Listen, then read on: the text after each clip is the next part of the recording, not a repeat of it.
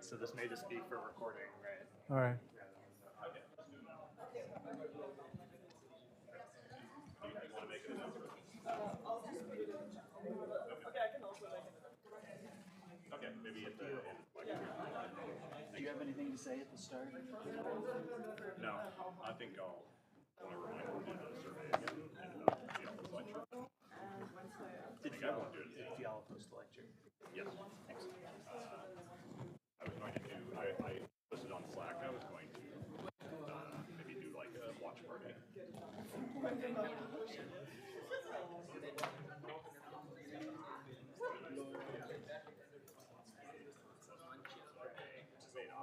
A lot for week 4. But I won't announce anything now. I think I'm being called to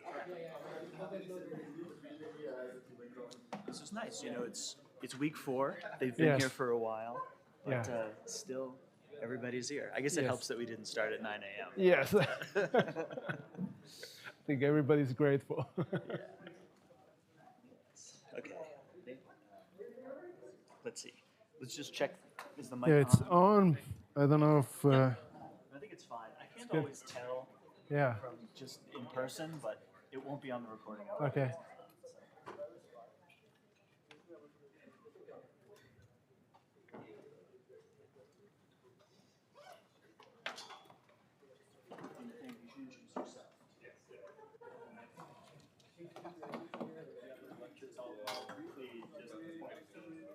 lectures were already here, even though the maybe some students know. Ken is not a stranger. Right. Yeah.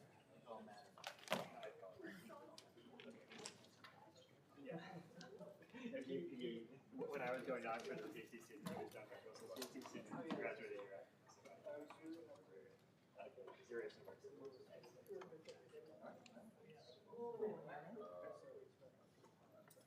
Morning. How's everyone doing? We got some woos? All right. Woo! Okay. It's great to see all of you here. Thank you very much. I know week 4 is always very challenging because you've been doing a lot, learning a lot of physics. So thanks very much for making the effort. So I'm Nathaniel Craig. I'm normally a professor at the University of California, Santa Barbara. I'm the third of the external organizers. Of course, you've already met Jesse and Tongyan. The fun thing about us each coming not overlapping is you probably get a very different view from each of us about what the school is about. So you'll have to let me know if my view is consistent with Jesse's and Tongyan's. But my primary job this week, apart from talking to you all and enjoying all these great lectures, is to introduce our lecturers. I think 3 of the 4 lecturers for this week are already here in the room. So Jure, who I'll give a full introduction to momentarily, will be our first speaker. Also Matthew McCulloch and Ken Van Tilburg are in the back of the room. And Caitlin Schutz, I think, is maybe not quite here just yet, but she'll be lecturing today as well. So the topics today cover a wide range, I think, of particle physics and really give substance to the idea of what is particle theory and the frontiers of particle theory. One of the great pleasures that we have as particle theorists is, we say, but it's really true, we get to study physics from quarks to the cosmos. And that speaks to the sense in which we can use, physics at vastly different length scales to probe the fundamental theory of nature. So we're really going to hear a lot about that from our lectures this week. I think the other thing I want to just impart, my feeling about what's one of the things that we brought into this TASI and that I hope you've taken away from it, and certainly you can keep in mind this week, is you may have all come into the school thinking that you do one particular part of particle theory, right? You do dark matter, or you do flavor physics, or you do machine learning, or something like that. And hopefully you feel by the end of this that you all are connected to everything, right? That this particle theory is this sort of amazing, extraordinary endeavor that crosses a lot of topics and subjects, but it's really all connected, and it all belongs to you. So hopefully, I hope you feel like you have a sense of that at the end of the school. Okay, so without further ado, it's a great pleasure to introduce our first topic and lecture for this week. So Jure Zupan is a professor at the University of Cincinnati. He is one of America's premier flavor physicists and the recipient of the Bessel Award from the Helmholtz Foundation. Yes. Okay.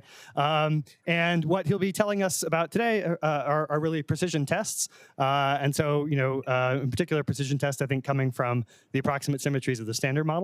And this, of course, has long been one of the best ways that we get access to microscopic physics. But I think, especially in the current era, it gives us a lot of exciting opportunities. So without further ado, I'll turn it over to Jure. All right. Thank you. So, as said, the topic is precision probes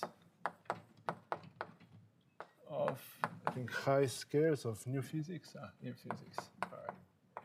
Can't remember the title, but somebody asked me what I will talk about. This is really flavor physics under disguise. Flavor physics. So we'll talk about flavor physics. So how many of you work on light new particles? Yeah, quite a few. So you learn, by the end of these lectures, you learn that you're actually working on flavor physics in disguise. So lecture 3 will be, or 4, let's see how far we get, will be about light new physics. But before that, I'll do flavor in standard model. So that would be a little bit of a repeat of what Vincenzo Cirigliano was talking about, but it would be from a completely different angle. So hopefully you'll take something out of it, but we need to walk before we can run. And then the rest will be how you use flavor to search for new physics. All right, and then I mostly talk about heavy new physics in like the first 2 lectures, and then at some point we'll switch and we'll see what you gain if you have light new physics, like light new physics that you can produce through decays. And then, so that's the part of the lectures that I have prepared. Now, the benefit of being always late on preparing lectures is I can still decide what lecture 4 will be about. You can give input. So the options would be either I talk about so it will both be about pulsars or anomalies. All right, so one can be the standard model flavor structure. So why we have this wide range of quark masses and mixings, or we could talk about the experimental anomalies that are less prominent than they used to be. So this is in parentheses because I may be way too ambitious with the first part, but I can always switch if there is an input from the audience that you really want to hear about this later part. All right, so there's useful references that I already put in the, how do I go this? That's the one, all right. So useful refs. So I put them there in the Google repository. So the first one I really like is from Grossman Tanedo. It's called Just the Test. And it's a mix of, I think it's a mix of Tazi lecture plus some other stuff. Course that you gave at Cornell. So this is quite long. I think it's about 100 pages. There's many jokes and there's a lot of insight. So if you really want to learn about flavor physics, I cannot recommend this enough. And then there's a shorter version, which basically covers this first part up to light new physics. 5062, and this is me. All right. There are more, but not so important. All right. So first things first, so flavor in the standard model.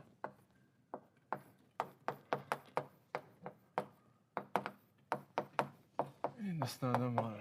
All right. So if I ask you what's the heaviest fermion in the standard model, everybody knows. Top quark. What's the mass? All right.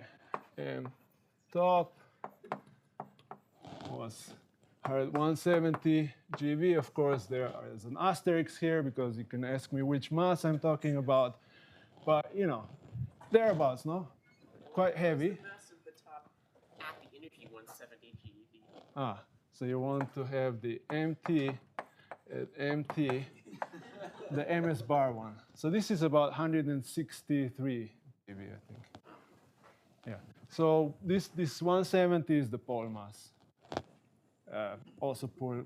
Okay. There are many cans of worms that you just opened, but that's not where I wanted to go. The lightest charge fermion.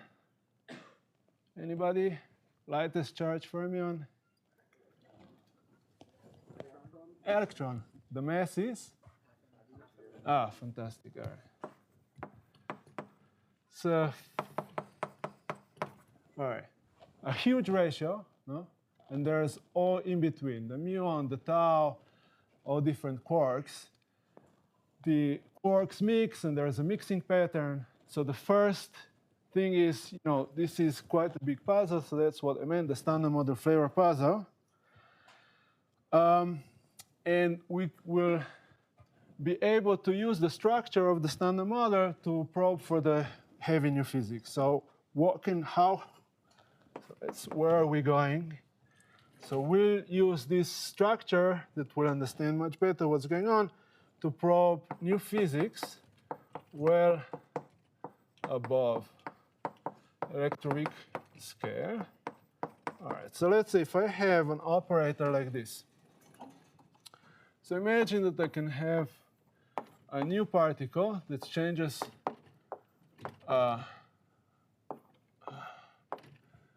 changes flavor.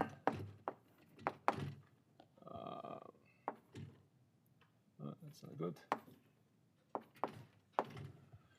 All right, so I have a flavor changing transition, and I pick different flavors for these quarks. Let's say I will have it's the S bar D squared, all right? The new physics scale that you will probe is about 10 to the 3 to 10 to the 4 TeV. All right, so now let me be a little bit more precise as to what I mean about this scale. So there's a Z prime, let's say. Assume that this guy is heavy. So this whole thing will now map onto a dimension 6 operator.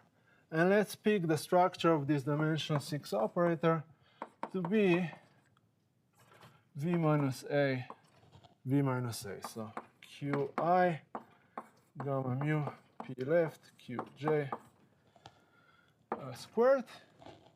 So I put so this is dimension 4, right? It's dimension 6. So it has a coefficient which has dimensions of -2. And that's the number that you get for this suppression. So you can probe a contribution to the standard model process that is extremely suppressed. So this is much, much more than the electroweak scale. All right. Now, if you pick a different structure, so let's say C bar U squared, then this will be 10 to the 4 TeV. So that's if you look at the CP violating piece, or the B bar D squared, lambda new physics is, actually, this is a wiggly TeV, and B bar S squared is lambda new physics 200 TeV or so. All right. So by the end of these lectures, we'll understand why this hierarchy, where this comes from, and also how come that these are really high scales. The other thing I wanted to comment on is the name. Now, the name flavor physics. So if you talk to somebody outside physics and you say that you're doing flavor physics, there's no way that they will think that you're working on high energy physics. The origin of this name is quite funny. So it was constructed at the same time as color. Color is also a weird structure. No, it has nothing to do with the colors that we see. It was so Harald Fritzsche was an interesting Eastern German physicist who was a student of Gell-Mann at the time when this eightfold way, the color and quarks were being discovered theoretically. they used to go to Baskin-Robbins in Pasadena. So German was a professor at Caltech, so they would go out after lunch to the Baskin-Robbins. There's lots of varieties of ice cream, and they were thinking of how to code these properties of quarks. It was lots of colors, but they also come in different flavors, so therefore the quarks have color and flavor. So this is not anecdotal. I actually emailed Harald Fritsch to verify. So it's a true story. That's how flavor came about. All right. Now,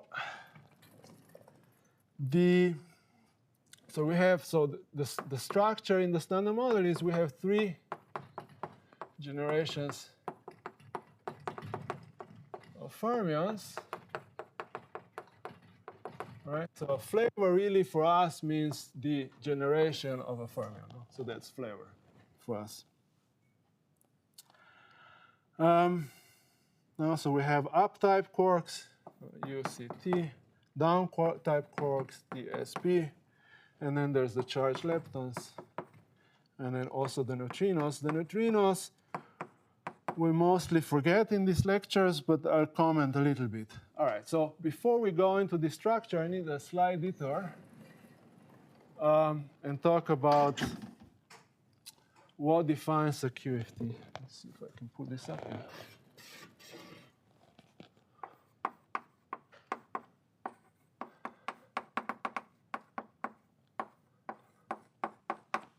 All right, so if I want to kind of define what the quantum field theory is, meaning very practically, I will want to write a Lagrangian for this quantum field theory. I need to define the field content and symmetries. Right, so that will define a Lagrangian for me of the quantum field theory. Now, I like so let's say, the Lagrangian here really means we want to write a renormalizable Lagrangian, all right? The text is getting a little small. Oh, thank you. That's very good, because that's my tendency to go small. You should see my notes. All right. So let's do the standard model. Right? All right. So the first, let's do the symmetries. So gauge symmetry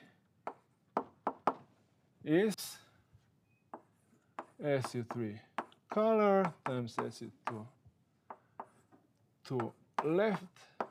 So the weak times U1 hypercharge. And then the field content. So the field content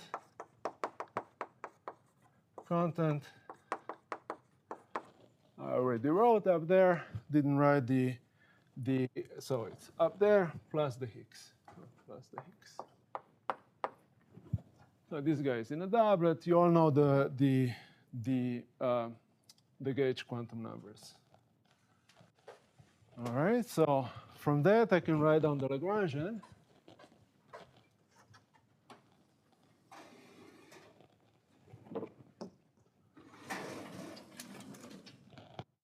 You can swap the boards, by the way, if you want to. So you can push the backboard up. This one? It goes all the way. And then what? Huh? I thought that I don't have to erase something. No, but then people can still see in the back. Yes. That's. Don't have to erase it. All right. All right, that's good. It's nothing really important there, so just the references. All right. But thank you. I thought you had a trick for me not to do this. All right, so you write down the Lagrangian. Should be up. Lagrangian of the standard model. The kinetic term, the Cabot, plus the Lagrangian from the Higgs. All right, so let's look at the first two. So this one has no fermion, so therefore not very important for flavor. So the flavor will kind of reside here, the flavor structure. So let's first look at the kinetic terms. So you construct them by having the covariant derivatives. S A G A mu plus I G W mu I plus G prime B Y. All right, so you apply this on different fields.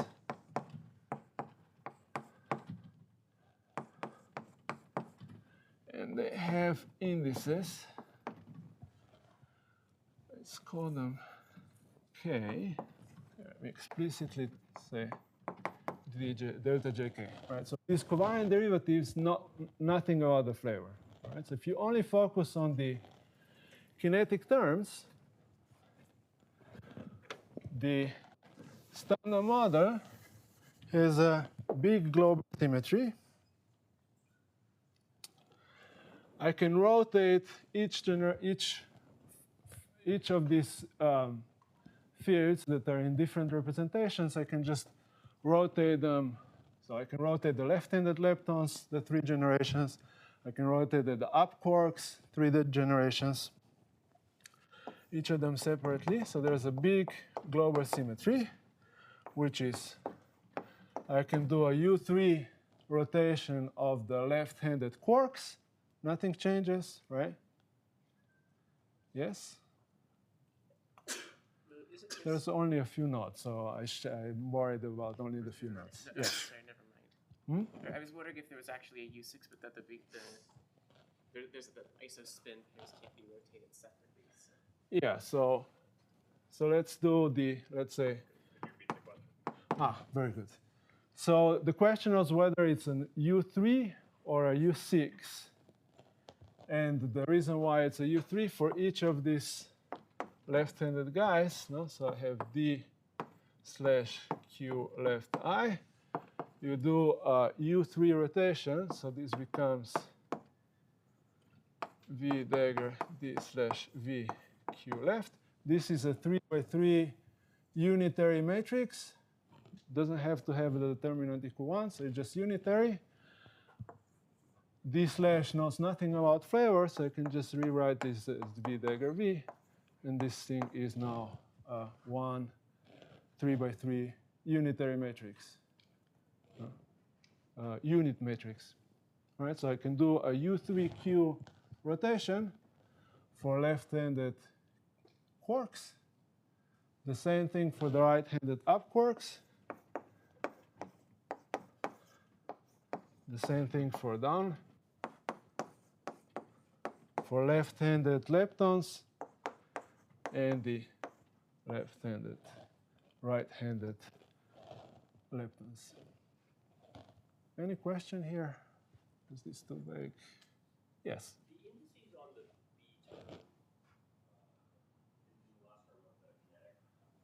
The indices on the B term should, I didn't hear. What is the B term? The last row kinetic. Here? There's no index. There's no flavor index. IG prime, You put the mu on the other gauge fields. You didn't write the mu on that. Oh, that index, the mu index. Yes. Very good. Yeah, the Lorentz index. Yeah. Anything else? Yes. Do you just mean the symmetry of the kinetic part? Yes. This is only kinetic. So kinetic only. So the question was whether this is only about the kinetic Lagrangian, the kinetic part of the Lagrangian. Yes, exactly. So that's very important because next we'll look at what happens when you have the Yukawas. All right. All right. So we have this big symmetry. It's a global symmetry, you know. So there's no spatial dependence, and you can rotate each of these fields separately. All right.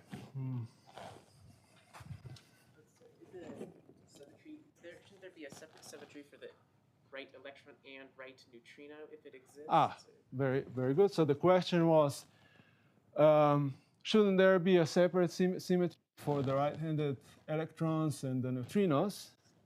Very important. I should have mentioned this. So I will set mu equals 0 right now. So the field content is no right-handed neutrinos. We could just ignore them. And then at some point, I will switch them on and just say a few words. All right. But that's because, why do I do this? Because for the processes that we're interested in, the mass of the neutrinos is completely irrelevant. At some point, I will comment what happens. I mean, this will be maybe lecture 3. No? But for now, we set them to 0, and this is the old-fashioned standard model. We don't have to talk about where the neutrino masses come from. We just ignore this issue. And you had lectures on the neutrinos anyway, so I don't have to spend too much time on it. All right. So once the Higgs obtains a wave, the Yukawas will give me the fermion masses. Now, one small detour before we go there is I like this distinction between a standard model and this standard model, which I think this comes, at least I learned it from Yossi Nir, but maybe it came from somebody else.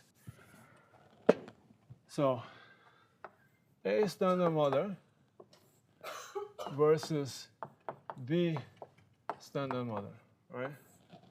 So far, everything that I did was controlled by symmetries, and this will be the same independent of what the Yukawas will look like. However, when I commit to a particular structure of the Yukawas, like the Yukawas for the electrons are much smaller than the one for the top, this is a particular realization of this general standard model, and you can end up with extra approximate symmetries. You know? So if I have some small parameters, I can have approximate symmetries. So this is discrete values for parameters. And because this can be small, we can have approximate. Approximate symmetries. So one.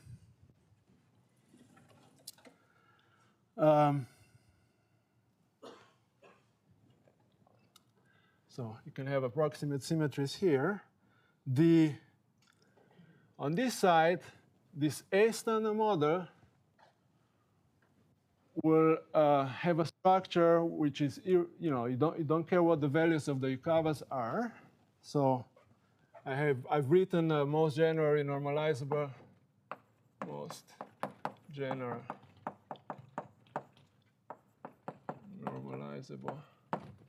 Lagrangian. All right. These things still can have accidental symmetries. So the U1 baryon number times U1 cubed lepton flavor is an accidental symmetry of this Lagrangian. You never ask for the baryon number to be conserved. You just write down the most general Lagrangian, and voila, there's a baryon number U1 that is still a symmetry, which is different from an approximate symmetry. For instance, an approximate symmetry would be that mu and md are much smaller. These are small numbers. They're much smaller than the lambda QCD. So therefore, we have a strong isospin. Right? So that's an approximate symmetry because the masses of up and down quarks are small. So for instance, the U and d quarks, you can define a doublet of this strong isospin global symmetry. All right? The baryon number, however, is not broken irrespective of what I choose for the values of the parameters. No? So if this mu and md were very large, you would not have a strong isospin. If u and d were large, u1 baryon number would still be a symmetry of the Lagrangian. All right.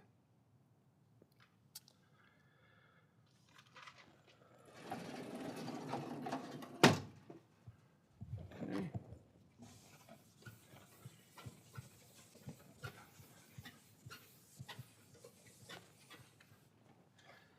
All right, which brings me to how do you count the number of physical parameters?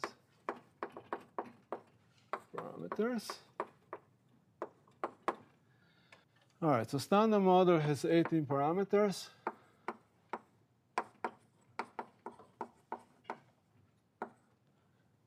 And when I say 18 parameters, these are the physical parameters. What would they be? What could this? Gauge couplings, yes. So I have 3 gauge couplings.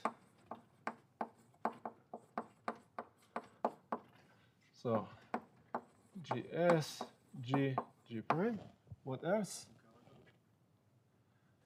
So let's be more precise now. So the quark masses, so I have 6 quark masses, 3 charged lepton masses, right?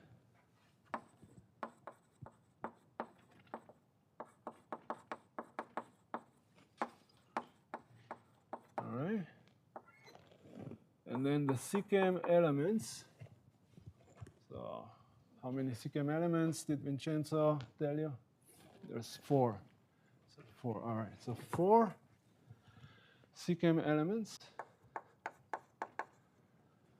Okay. And then on top of this, there are two parameters in the Higgs sector. So if you want, it's the mass of the Higgs, and then a trilinear or the quartic.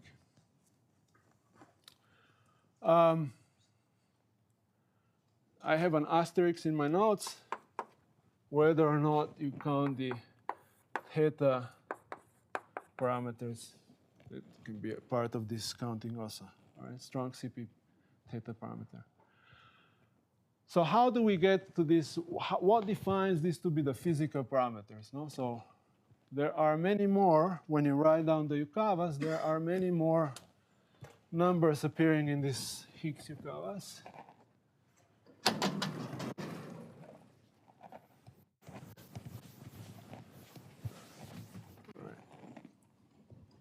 So let's look at the charged lepton masses. Let's write down the Yukawa here. So only the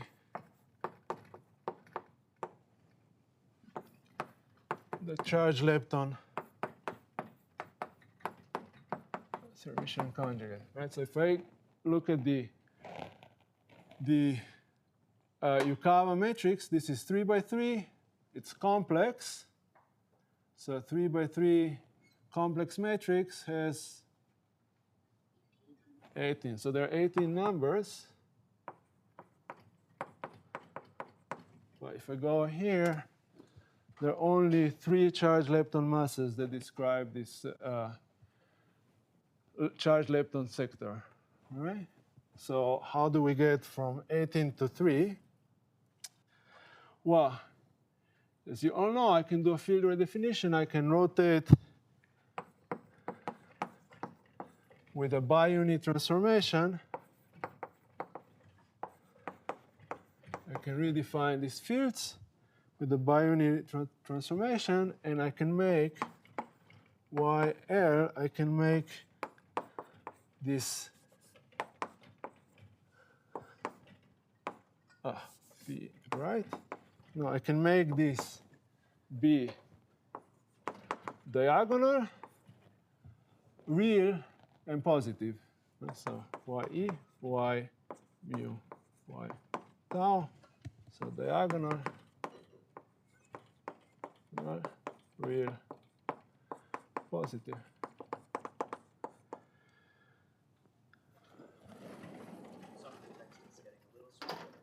Very good. Seems like there's a gradient from.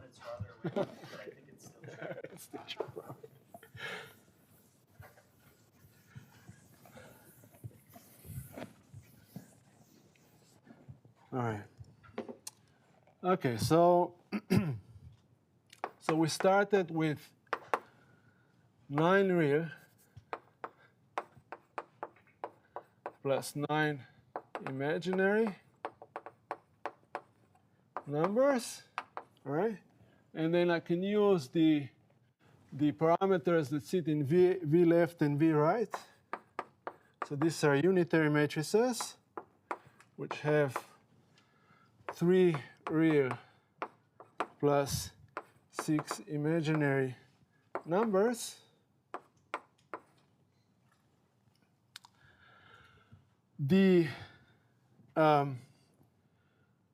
Not all of them do anything. If I have Li and E are I related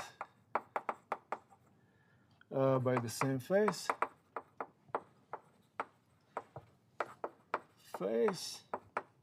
so there's no change in this diagonal. Right. So if I do a phase on the left-handed and the right-handed electron field, nothing changes in the mass matrix or in the Yukawa matrices. All right. So these don't do anything. So therefore, I have 9 minus 2 times 3 is 3 real. Physical parameters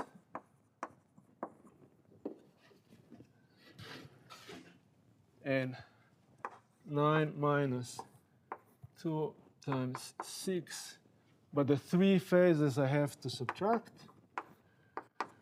So 2 times 6 is 12, minus 3 is 9, so 0 imaginary.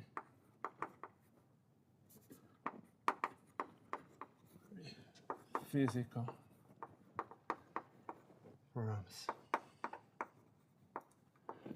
All right, so it agrees, this thing agrees with what's in the table here. So we have 3 physical parameters, but it looks very complicated. Now I had to go through this, how many parameters in this VL, and then I have to be very careful as to how, what do I subtract, what is physical, what is not.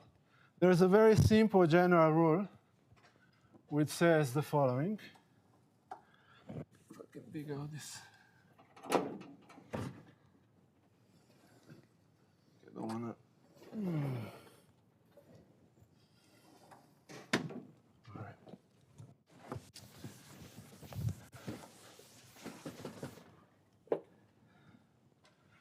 All right. The general rule is number of physical parameters is the number of parameters that we start with in the Lagrangian, so this complex Yukawa matrix, minus the number of broken symmetry generators.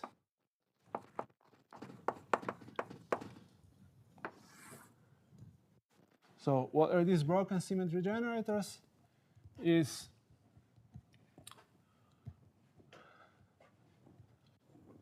on this example, let me be stay on this side. So in this example, V left, V right, these are the U3 squared for the left-handed and the right-handed leptons. These are the symmetry of the Lagrangian if I take YL to 0. Right? So if I take YL to 0, I would have this U3 squared symmetry in the Lagrangian. Now you switch on the YL. These are no longer the symmetry of the Lagrangian. They get broken. They get broken to what? They get broken to the U times.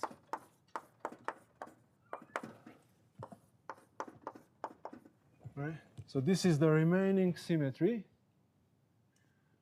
Each of the electron and the muon lepton numbers I can still use to do the phase redefinition of the left-handed and the right-handed electron, the left-handed and the right-handed muon. They need to be the same for the left-handed and the right-handed muon. They cancel in the Yukawa term.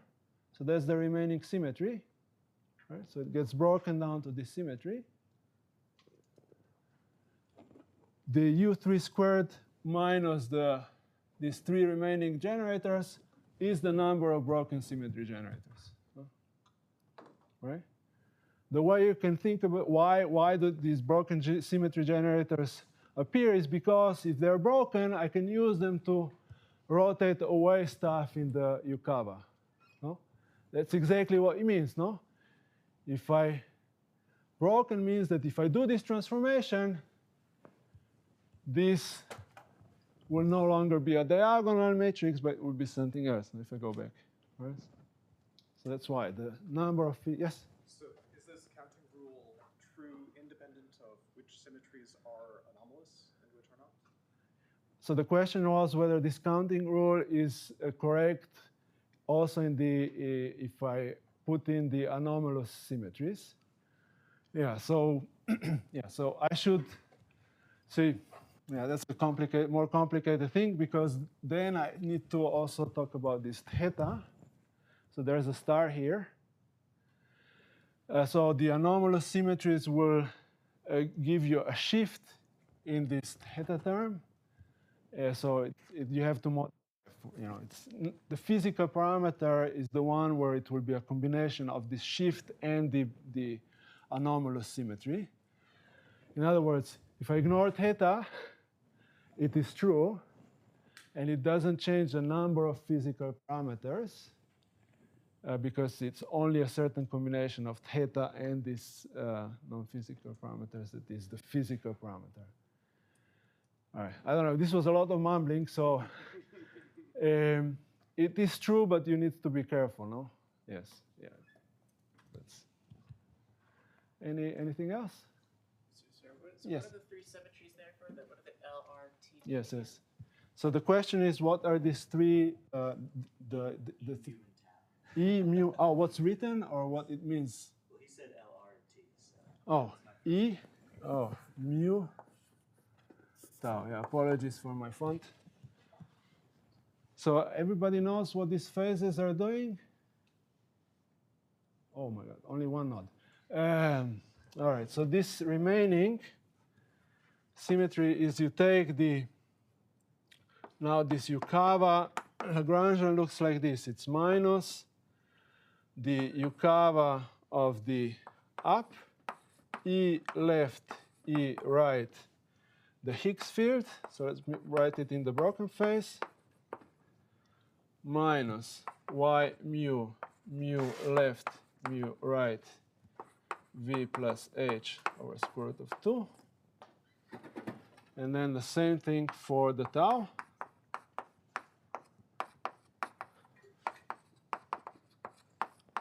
All right, over 2. If I do a field, here, carve out this small space. So if I do E right goes to E right times the phase, E left goes to E left times the same phase. You see that it cancels, right? There is the generator of U1 electron. You can do the same thing for the muon. This is the generator of the U1 muon, and the same thing for the tau. So the remaining symmetry is I can rotate the phase for each of the 3 generations of the leptons, and it produces no change in the physics. Yes? This is because these 3 U1s will be broken down further into just one U1 if you include neutrino mass, right? Yeah, so the question was whether once you include the neutrino masses, whether this will be broken down to just the one U1.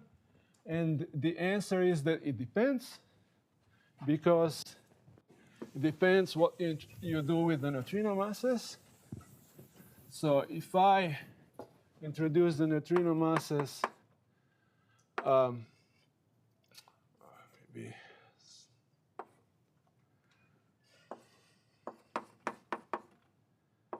So if you introduce this through the dimension 5, what am I writing? It should be numbers. So through this guy, then the lepton number is not conserved at all. It's broken completely. If, however, you have right-handed neutrinos,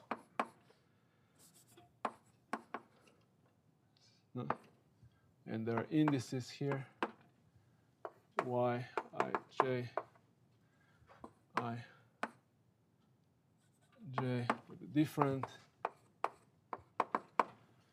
This will now get broken down to just a single U1 lepton. So there is U1E, U1 mu, U1 tau goes. It's completely broken. In this other case, it's broken down to the U1 lepton number, global lepton number. Any other questions?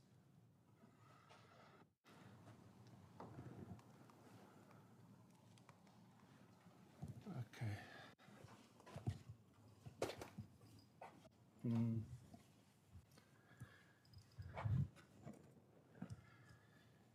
Okay. So now you can do the same story for the quarks. The difference is that there we have 2 Yukawa matrices.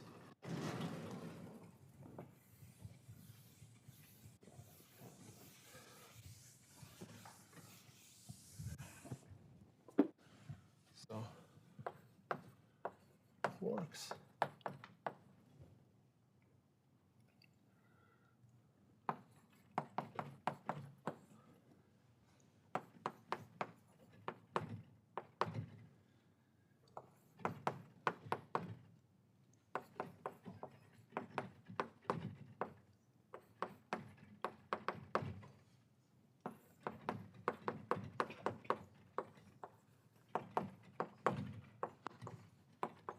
All right, so the unitary transformations are the U3 on the left-handed quarks, doublets, the up-type quarks,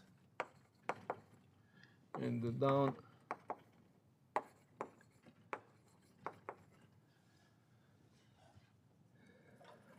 And with this, you can bring the Yukawas, which are, complex in general. But once you do these unitary transformations, we can bring them into diagonal form for, let's say, the down quark masses.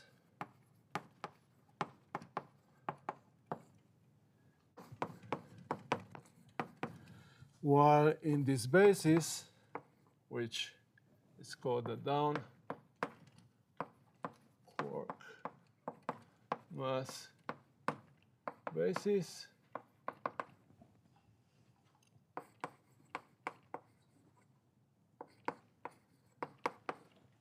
the CKM matrix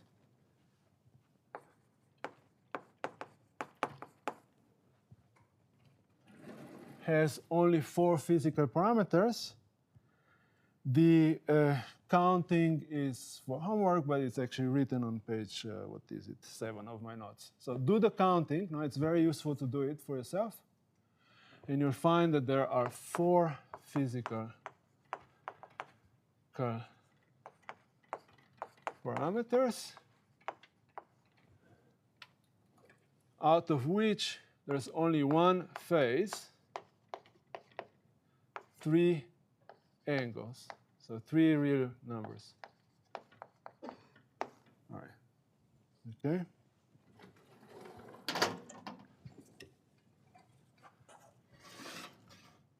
Questions? Yes. I have a question regarding the neutrino masses. Yes. When we have right-handed neutrino, don't we violate lepton numbers? Because there's nothing that can reabsorb the U1 lepton. Isn't it the opposite? Yeah. So the question was, what's going on with the right-handed neutrinos? Don't we also break everything? So now I think what you're aiming at is whether or not I write also a term which is new right. So if you write a Majorana mass term for the right-handed neutrino, you also break the U1 left completely, but I can just not write it. No? So if this is 0, that's what I meant. No? So if I put this to 0, then I can define a lepton number that is not conserved. So it's all, now comes our bias. No? Our bias is that when I write down the Lagrangian, if I don't demand the lepton number, I should write down all the terms that are allowed, or I can demand that the lepton number is conserved. This would forbid this term. It's no longer an accidental symmetry, though, no? I demanded it. Yeah, so thank you for clarification. I was too quick on this. Anything else? All right, OK. So, all right, so we came to the CK matrix. I need to delete some stuff. So it has 3 real parameters and 1 phase.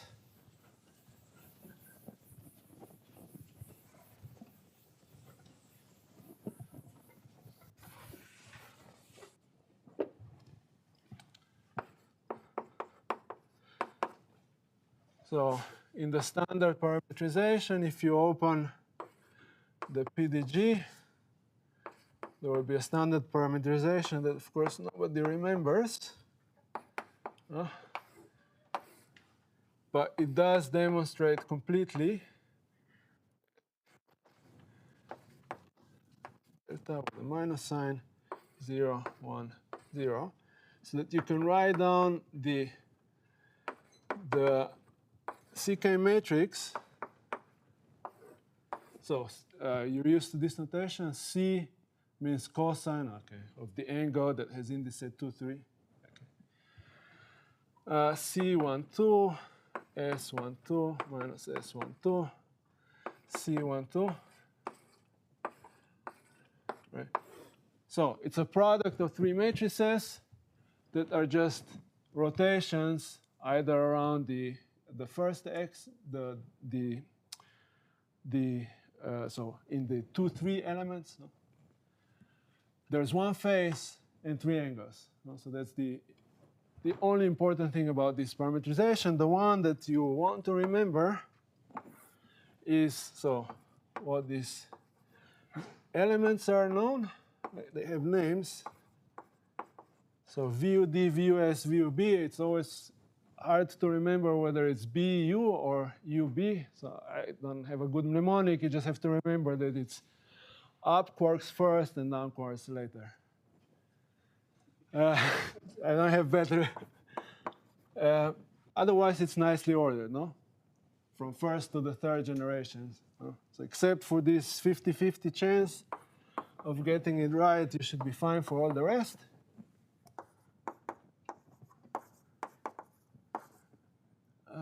VTB, all right? they have a hierarchical structure. No? So these guys go as, so the on-diagonal elements are basically 1. The off-diagonals are down the further away you go from the axis in some small parameter, where lambda is of order 0.2. So that's the value of VUS. If you expand in this value, it's roughly the sizes of the matrix elements. And this governs quite a lot of phenomenology, that you have relatively big mixing angle between the first 2 generations, but very small from third to first, or third to second.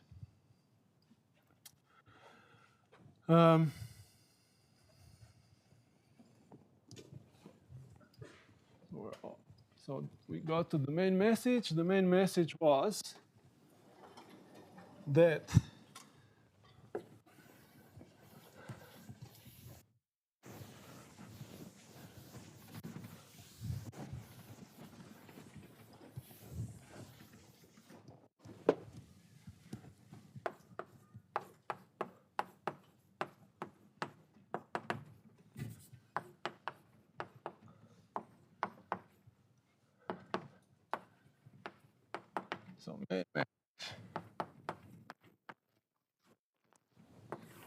right, is in the standard model, the flavor structure resides in the Yukawas, right? So that's where this whole flavor structure came from. So it comes from the Yukawas.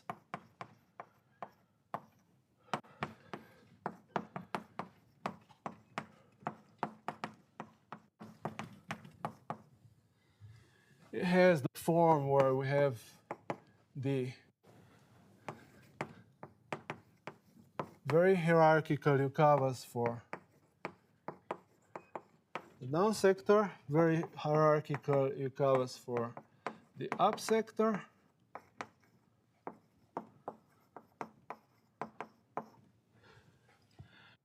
And since the up and down left-handed quarks sit in a doublet, there's a remnant mixing matrix, which tells us that these YD and YU matrices don't commute. So this YU, YD, you cannot diagonalize them simultaneously, right? So there's this remnant, which is the CK matrix. Conventionally, we push it into the kinetic terms.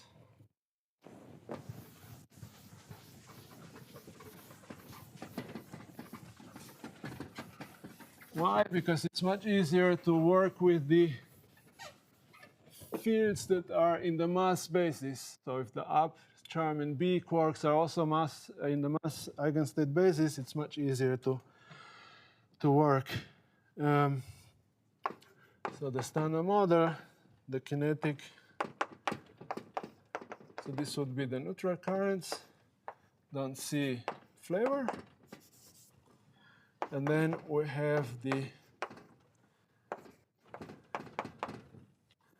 charge current, which has the CKM matrix in them. After we have written down the kinetic term plus the couplings to the Higgs go as the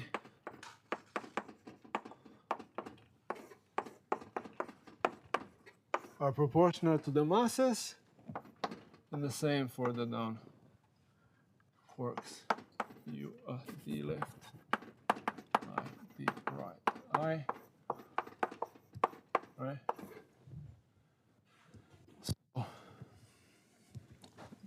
So that's very important.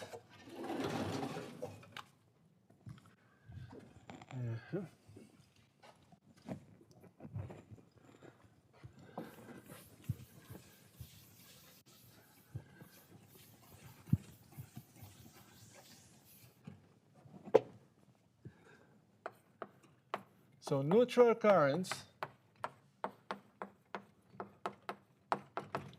are flavor conserving in the standard model. Okay. So that's a 3 level. So let's say if we look at the photon, gluon, and the Z, the Feynman diagrams are flavor conserving. So if you absorb a photon, you don't change an electron to a muon. Yes?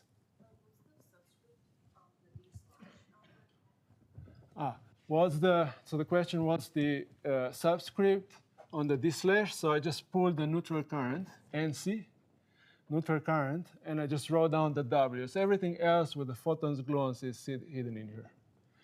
Yes?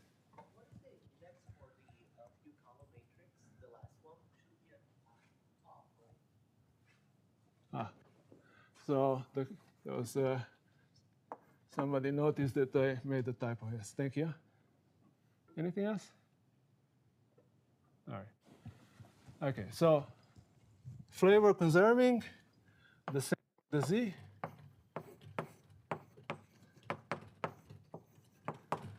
And the gluons.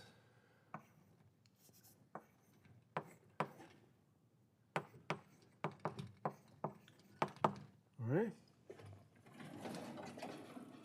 The Higgs, the same, but for the photon, gluon, and Z, there are also the couplings are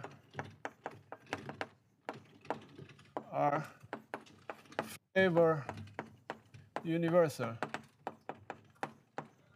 Right? So the coupling, so the charge of the electron is the same as the one for the muon, is the same for the tau.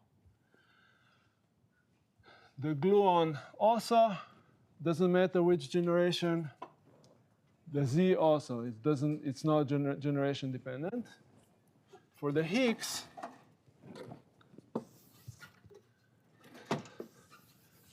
these are also neutral currents, the couplings of the Higgs.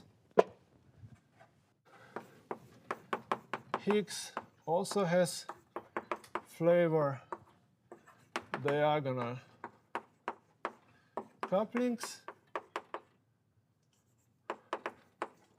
However, they are not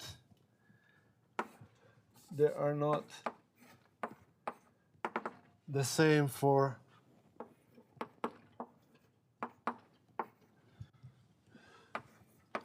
different generations, but rather scale with the mass of the fermion. Also, if I have a quark, this will be the mass of the quark. That was more to the top as to the up quark. So they are flavor diagonal, right here. The flavor diagonal, but they are not flavor universal. And the W plus couplings are flavor changing. Right? So if you have a W that gets absorbed on a down quark, it will create an up quark with a different, it could be in a different generation, right? I can go from a B to an up quark, so I can go from a third generation to the first generation. So therefore, these are flavor changing. And that is phenomenologically very, very important.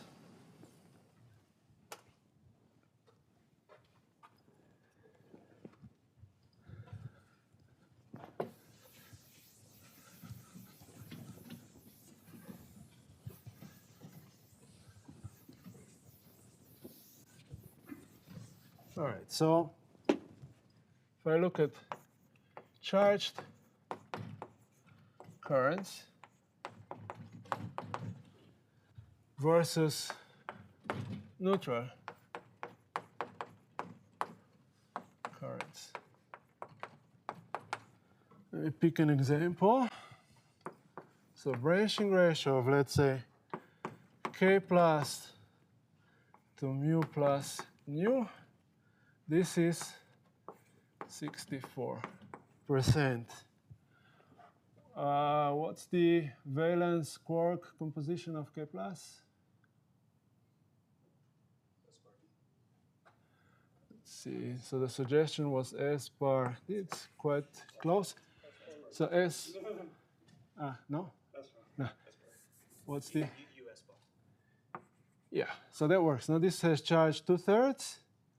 That has minus 1/3, but it's barred, so it gives me a plus, and it has some non-zero strangeness, so it works out.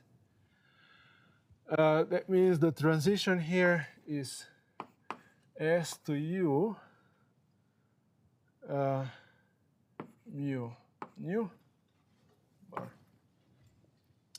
So let me do a similar thing where, so now I want to do, so this is changes the charge, right? We go from minus 1/3 to plus 2/3 for the quarks.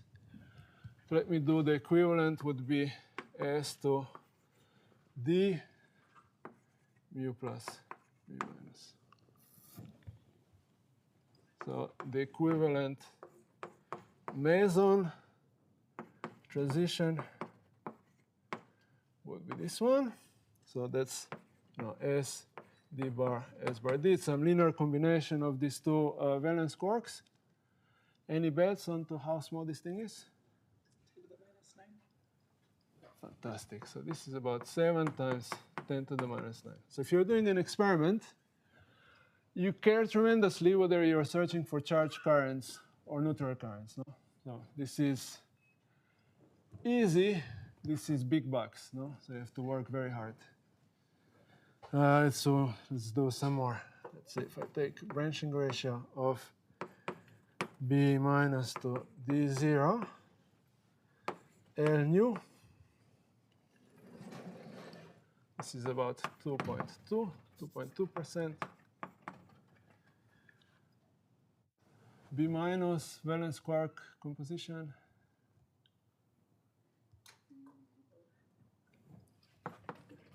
Very good. This. Yeah. So this is the way I remember is D0 as the C, okay, which is the opposite from K0 and B0, which is the opposite, the one with the strangeness. No, it's insane. I don't know. Who came up with this? I don't know, but it's still better. This used to be called F1 and F2, I think, in the early days. So thank God. At least it's not. All right, so this is B to C nu bar. All right, so the equivalent, I want to do the neutral current. So instead of the second generation up quark, I do the second generation down quark, L plus L minus. The branching ratio for B minus to K minus, and I put the star. It's not so important. So this thing is about 10 to the minus 6. All right, so this is B bar S B bar.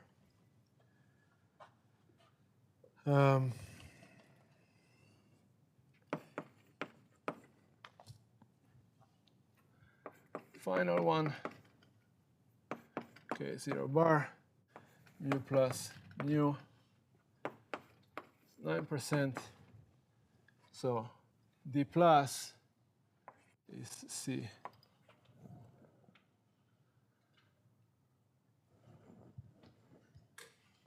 Is very good. CD bar. K0 bar.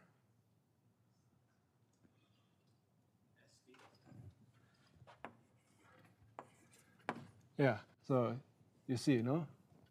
So D0 has C, K0 bar has S. No? Anyway.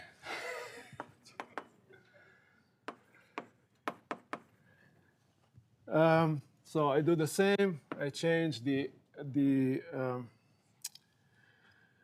S for something which is neutral, but I cannot pick the second generation guy because that's C. So we'll pick the first generation up quark. Minus, now there's only an upper bound experimentally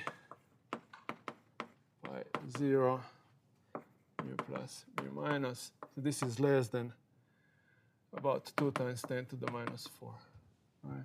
So you see, there's a big difference between charge currents and neutral currents. Why is that? Well, these guys are forbidden, no? So at 3 level, they don't appear, the neutral currents. So while the transition that is a charge current transition will occur at 3 level,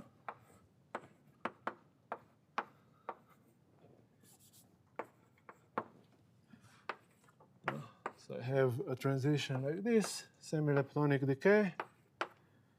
There's a CKM that sits there. On the right-hand side, I have to pay a loop price.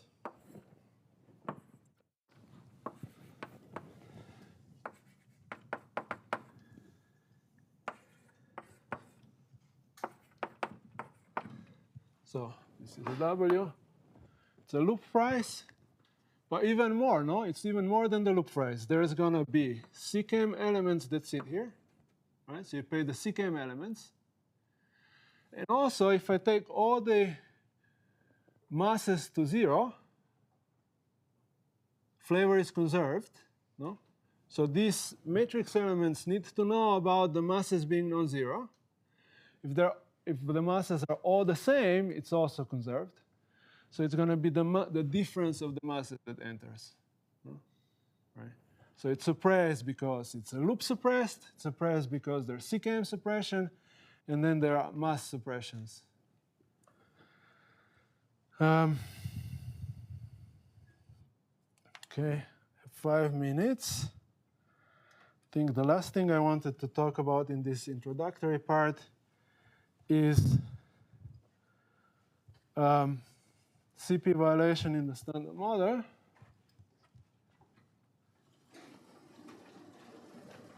I'll be relatively brief.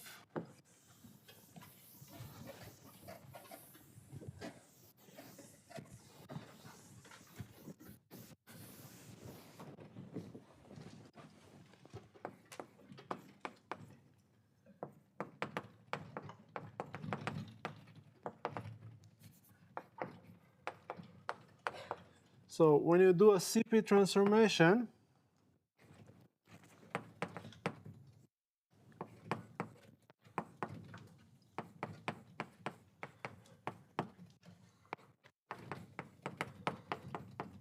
so this is the Lagrangian for a particular, I just have to be careful now with the indices, H dagger psi Li. You do a CP transformation.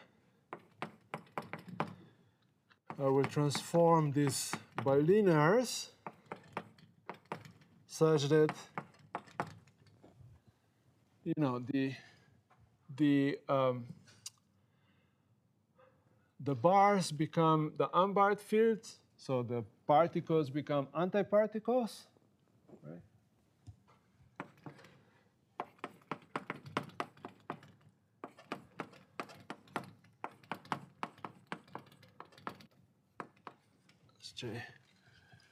And effectively what this means is that it's the same as changing this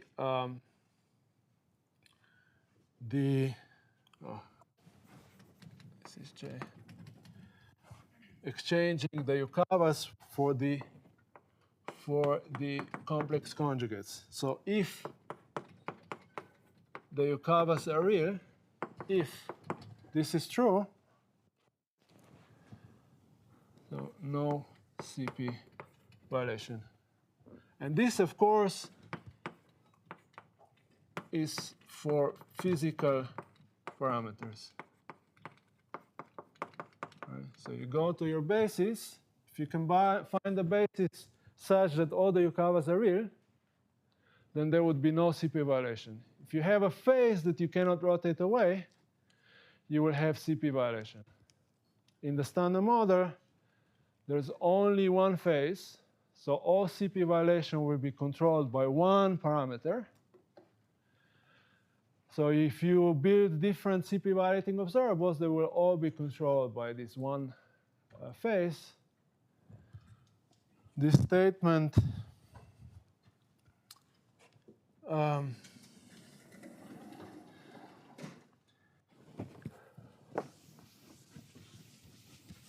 be encoded in the Jure-scope invariant, which is so Cecilia Jure-scope invariant.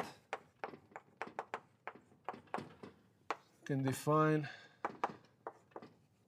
so it's the imaginary part of determinant YD dagger, YU dagger. So since the Yukawas don't commute, this is non-zero. It means that if we had no flavor violation, there would also be no CP violation in the standard model. So standard model CPV requires